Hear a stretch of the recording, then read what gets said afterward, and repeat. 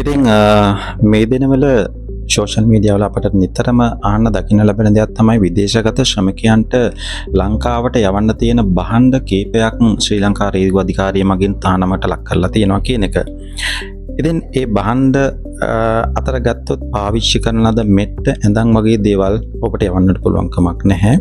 ඒ වගේම තමයි පාවිච්චි කරන ලද ගෘහ භාණ්ඩ මුළු තැන්ගේ උපකරණ, ඒ කියන්නේ කුස්සිය උපකරණ, පාවිච්චි කරන ලද කුස්සිය උපකරණ යවන්න පුළුවන් කමක් නැහැ. ඒ වගේම තමයි පාවිච්චි කරපු වායු සමීකරණ, ඒ වගේම සීතකරණ වගේ දේවල් යවන්න පුළුවන් කමක් නැහැ. මෙහිදී නම් ඕන් ප්‍රකාශ කරන්නේ විද්‍යාත්මක තහවුරු කරගෙන තියෙනවා මේ තුලින් වායු දූෂණයක් සිදු වෙනවා කියන එක. අන්න ඒ නිසා තමයි ඒ වායු සමීකරණ හා සීතකරණ යැවීම තහනම් කරලා තියෙන්නේ.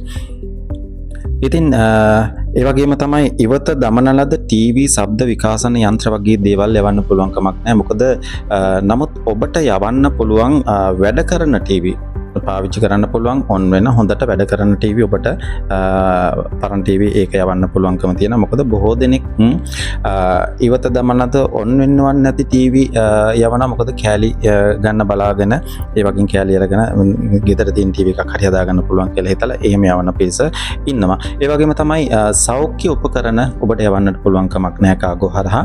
ඒ වගේම තමයි බෙහෙත් ඖෂධ වර්ග ඔබට කාගෝ හරහා යවන්න පුළුවන් කමක් නැහැ. නමුත් ඔබට අත්‍යවශ්‍යම බෙහෙතක් තියෙනවා නම් වෛද්‍ය නිර්දේශයෙන් මත ඔබට පුළුවන්කම තියෙනවා ඔබ ලංකාවට යනකොට ඔබගේ ෆ්ලයිට් ලැගේජ් බැගේජ් තුළ රැගෙන යන්නට පුළුවන්කම තියෙනවා.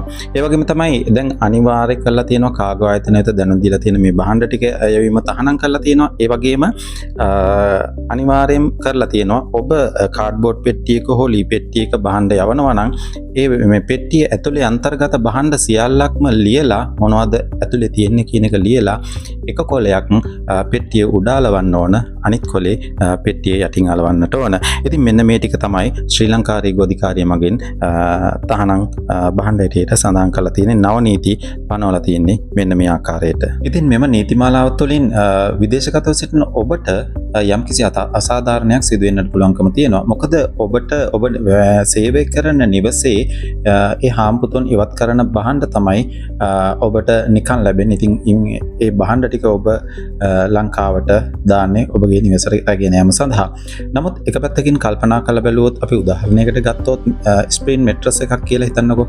ඉතින් මේ ස්ප්‍රීන් මෙට්‍රස් එකක් ඔබ කාගෝ එක හරහා ලංකාවට යවන්නට කොපමණ මුදලක් අය කරනවද?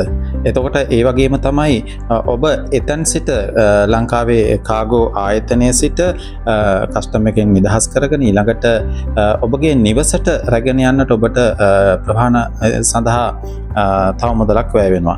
එතකොට මේ ආකාරයට බලනකොට ඇත්තටම පාවිච්චි කරලා ඉවත් කරපු මෙට්‍රස් එකක් ඔබ ලංකාවට ඇවීමේදී ඔබට ඇතැම් විට රුපියල් 30-40000ක් විදම් වෙන්නට ඉඩ තියෙනවා. නමුත් අද බැලුවොත් ලංකාවෙත් අපට බ්‍රෑන්ඩ් නිව් මෙට්‍රස් එකක් ගන්න පුළුවන්කම තියෙනවා රුපියල් 35000 ඉඳලා ගන්නට පුළුවන්කම තියෙනවා. ඇතැම් විට ඔබ යවන මෙට්‍රස් එකට වඩා සුළු මුදලක් වැඩි වෙන්නට පුළුවන්කම තියෙනවා. නමුත් ඔබ අලුත්ම මෙට්‍රස් එකක් තමයි ඔබට එයින් මුදල් දීලා ගන්නට පුළුවන්කම ලැබෙන්නේ. ඉතින් මේ ආකාරයට බලනකොට ඒ අසාධාරණයක් තිබුණත් ඊට වඩා ඔබ ඒ කාගෝ සඳහා වියදම් කරන මුදලින් ඔබ නව මෙට්‍රස් එකක් මිලදී ගන්න එක ගොඩාක් යෝග්‍ය වෙනවා කියන එක මගේ අදහස. ඉතින් මේ ආකාරයට අනිත් හැම භාණ්ඩයක් පිළිබඳවම යම් හේතුන් මත තමයි මේ ආකාරයට ඔවුන් ඒ නීතිමාලාවන් පනවල ඇත්ත කියන එක අපට හිතන්නට පුළුවන්කම තියෙනවා. ඉතින් ඔබ සැමට සුබ දවසක්.